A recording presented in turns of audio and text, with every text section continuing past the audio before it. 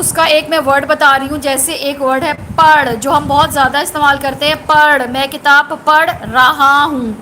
پڑھ میں پ کے ساتھ پا کی آواز جلدی سے آ رہی ہے، ٹھیک ہے پریسا پ.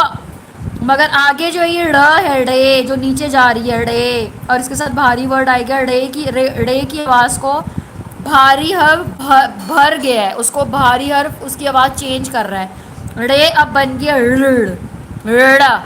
پڑھ پڑھ، اب یہ ڑ نہیں رہ گی، یہ بھاری ورڈ کے ساتھ اٹیچ ہو گیا پڑھ.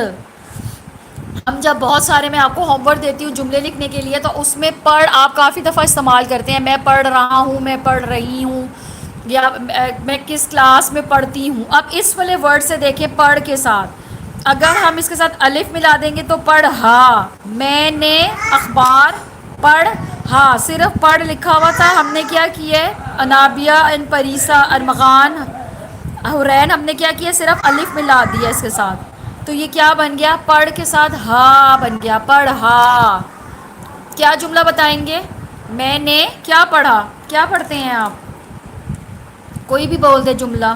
ہاں ہاں بولے. میں نے انگلش تو پڑھی ہوگی نا، وہ کتاب ہے، مینز لینگویج ہے. میں نے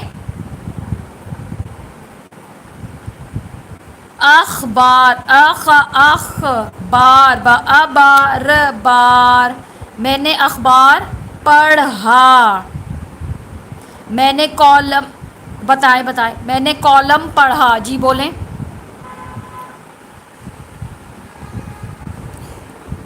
او زبردست، میں نے قرآن پڑھا. قرآن میں